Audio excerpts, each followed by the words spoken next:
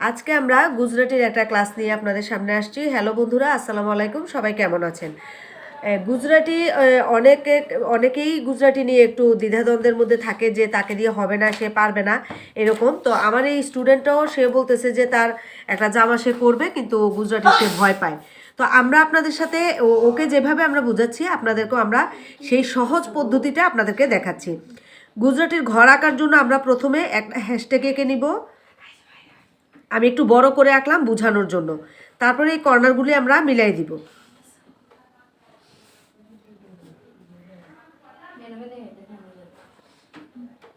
বন্ধুরা, আমি এখানে বোঝানোর জন্য এই এই কোনাকুনি করে দাগগুলি দিয়ে নিলাম। এটা দেওয়া লাগে না, যখন আপনি কাজ পেরে ফেলবেন তখন আর এটা দেওয়া লাগবে না, কিন্তু এখন যেহেতু আমরা পারি না, সেজন্য এই কোনাকুনি দাগগুলি আমি দিয়ে নিলাম, যে করবে কাজটা তাকে শেখানোর জন্য। এরপর আমি আপনাদেরকে দেখাচ্ছি, এখানে আমি আগে থেকেই ওকে বোঝানোর জন্য একে রেখেছিলাম। এখানে আমি এই একের থেকে শুরু করলাম। একের থেকে সরাসরি আমি দুইয়ে চলে আসবো, তারপরে 3, 4, তারপরে এখান থেকে সরাসরি 5, 6, 7, 7 থেকে সরাসরি 8, 9, 10, তারপর সরাসরি 11, 12। লাস্ট স্টেপ হচ্ছে 12। যে সুতাটা উঠবে সেই সুতাটা একের নিচে দিয়ে গিয়ে সামনে ঢুকবে।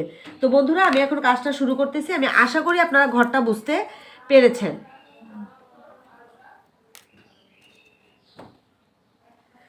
আমি একের মধ্যে তুলতেছি,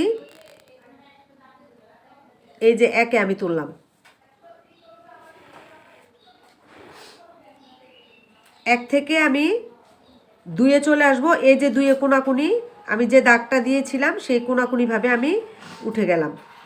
তারপর আমি 3-এ আসলাম, সেটাও আমি কোনাকুনি নিব। প্রত্যেকটা ঘরের কোনাকুনি হবে। তারপর আমি ফ্রেমটা ঘুরাই নিব, ঘুরাই আমি 4-এ আসব, সেখানেও আমি কোনাকুনি করব। 4 থেকে সরাসরি আমি 5-এ চলে আসতেছি। এখান থেকে সরাসরি কোনো কিছু নিচে দিয়ে যাইতে হবে না, কোনো কিছুর উপর দিয়ে যাইতে হবে না, যেভাবে সুতা আছে আমরা সেভাবেই কোনাকুনি আবার এখানে চলে আসতেছি।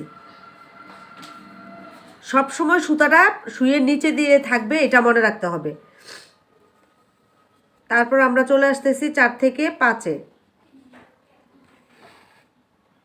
প্রত্যেকবার সুতা সুইয়ের নিচে দিয়ে যাচ্ছে। এখন দেখেন,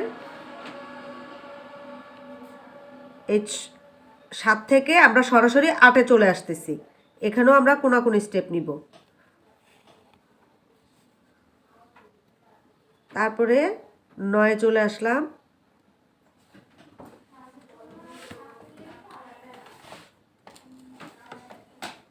আমি কিন্তু ফ্রেমটা ঘুরিয়ে ঘুরিয়ে কাজটা করতেছি। 10। এখন দেখেন বন্ধুরা, এই হচ্ছে আমার লাস্ট ঘর। আমি চলে আসতেছি। আমরা প্রথম যে 1 থেকে 2-এ যে ঘরটা গেছি, 1 থেকে 2-এ যে ঘরটা আসছে, আমরা শুধুমাত্র ওই ঘরটার নিচ দিয়ে সুইটা নিব। শুধুমাত্র ওই ঘরটার নিচ দিয়েই সুইটা যাবে। বাকি কিন্তু কোনো একবারও আমি কোনো উপর দিয়ে যাইনি, নিচে দিয়ে যাইনি, যেভাবে ছিল সেভাবে করছি। কিন্তু লাস্ট স্টেপে এসে 1 থেকে 2-এ যেই ঘরটা গেছে সেটার নিচে দিয়ে আমি সুইটা ঢুকিয়ে দিলাম। এখন আমি লাস্টের যে ঘরটা সেটাকে কভার করে নিব।